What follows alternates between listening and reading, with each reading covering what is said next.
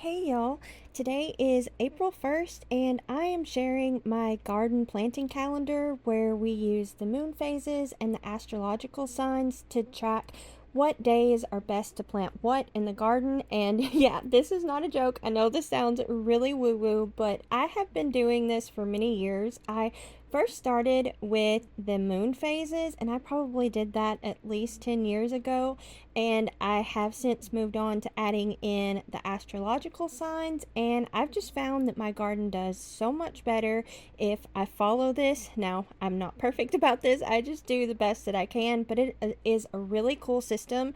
It's kind of like the Farmer's Almanac, only more detailed. And I forgot last month to share my garden to-do list, so I wanted to go ahead and share that too. I should mention that I am in zone 7B, 8A, and I'm in South Arkansas, so you may have to tailor this based upon where you're at, but these are like my garden to-dos that I like to do. I also put things that would be, I would be able to harvest. I like to do a lot of herbs and stuff too, and to hydrate that and kind of I try and do some succession sowing. I'm not the best at that.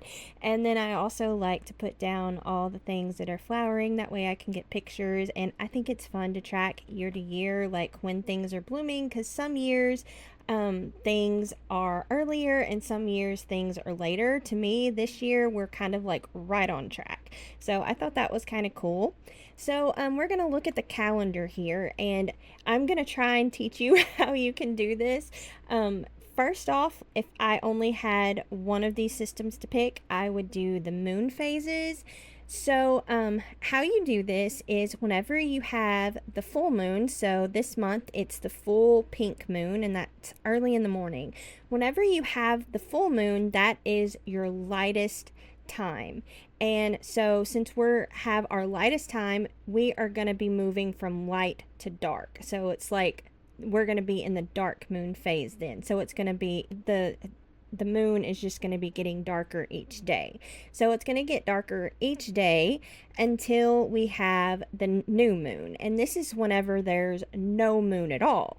So we're going to be going from the dark time into the light. So on the new moon, this changes to the light moon phase. And what that means is you are going to, on the below ground or dark moon phase, that's when you do all your below ground plants like your carrots and radishes and beets, potatoes, all of those types of things are best to plant then. And then on the above ground or light moon phase days, those are best to plant like your tomatoes and peppers and corn and those types of things.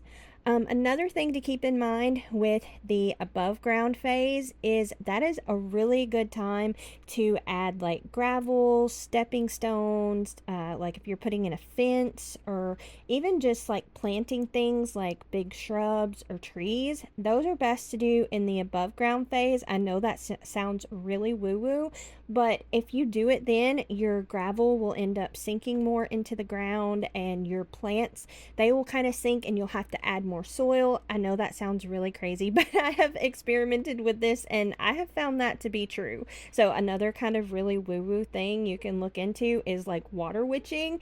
I know that sounds really weird too, and I didn't even know about that until, I don't know, probably about 5 years ago, and that is really crazy too, but it really does work. My husband said that whenever we bought our property and did all of that and put in the water, that it really did work. That's what the waterman used. So I thought that was really cool. So that's how you do this if you're doing just the moon phases. Now the next part is the astrological signs, and this is the tricky part because even though each of these signs mean a certain thing, sometimes they will be like 2 days out of the month, sometimes they'll be 3 days out of the month, and that's kind of the tricky part. But it always goes in the same order, and all of the signs always mean the same thing. So, on the first, we're going to start out with Libra the Rains, and that means the flowering sign. So, this is like the best time to plant your flowers. And a lot of people say not to do your vegetables on this day. I have done this, and I'm kind of on the fence about this. I'm not really sure that it makes that big of a difference with the vegetables, but you can play around with it and see. I definitely know that my flowers seem to do a lot better if I plant them. I did get some planted, what was it, last week, I guess. I'm trying like a new method to try and make it easier. If it works, I will share that. But yeah, so that's what you do on the Libra the Rains. And this next time is Scorpio the Secrets, and it'll always go in this order from Libra to the Rains to Scorpio the Secrets, and this is from the 4th to the 5th, and that is very fertile days. So that is like the best of the best days to plant anything below ground. And then we're going to move on to Sagittarius the Thighs. Again, that comes next, and that's always fertile days. So that's like so days. And then we're going to move on to Capricorn the Knees. And again, it's still fertile days, and we're still in the dark moon phase. And we're going to have one more set of fertile days. So these are like okay, so days. And that is Aquarius the Legs. And that goes all the way to the 12th. It might be 13th. I kind of messed up there.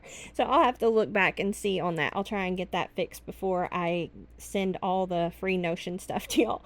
And also, another thing, after that, I guess I can go ahead and talk about this. Another good time to do during the dark moon phase, which this lines up perfect with the dark moon phase, and anything that's like from your thighs down, that is good times to make changes. And especially whenever that lines up with the dark moon phase, this is great. Like if you are trying a new exercise program, if you're trying to quit smoking, if you're trying to wean a baby, like all kinds of different things, if you're trying to just make any change whatsoever, that is best to do from the 6th through the 15th.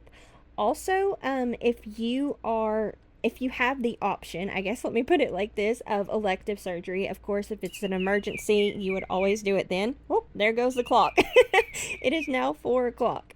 Okay, but if you have the option, I would recommend to also schedule your surgeries in the dark moon phase whenever it's your thighs, like to your feet area, that you will have better luck. I have had experienced this with dentists, and it also made a really big difference. Like we did it, and it took 3 times until we got into that phase that it was fixed. So I really recommend that. And let's see, so after that, we're going to be moving on from Aquarius to Pisces the feet, and that is a very fertile, best of the best day. And then after we move from Pisces, we're going to go into Aries. And this is a no planting day.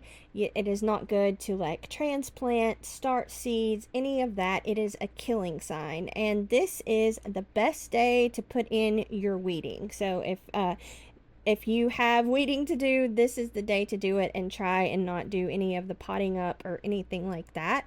Also, on the 16th to the 17th, on the 17th is the new moon. So this is going to be our darkest day, and we are going to be changing from the dark moon phase to the light moon phase, because we have our darkest day and we're going to be going into the light. So this is whenever you're going to plant all of your above ground crops, and some people don't like to plant whenever it is changing from the moon phase. I really haven't noticed a ton of difference. There have been a few times that I have, but not a whole lot, so I wouldn't worry too much about that. This is like if you get more detailed into it, those types of things. And then after we have Aries, the no planting days, we go to very fertile days. This is Taurus the neck. And for me, what I'm going to do, since this is above ground, I'm going to kind of do my plants different this year. I think I'm going to be starting a lot of seeds on these days, this very fertile day from the 18th and the 19th, because I usually do them inside, and I think I'm just going to try and direct sow a lot of things. They may be a little bit later, but I just think that would be easier than having to take care of them every single day. I could just kind of water them every few days, and we're just going to try it. I like to experiment, so that's what I'm going to do. And hopefully y'all have it all figured out with your garden as far as when is a good time, but I think I'm going to like try and do like most of my plants, like my tomatoes and peppers and those types of things, on this day. And then after we go from Taurus the neck, we're then going to move on to Gemini the arms, and this is the bean and pea day.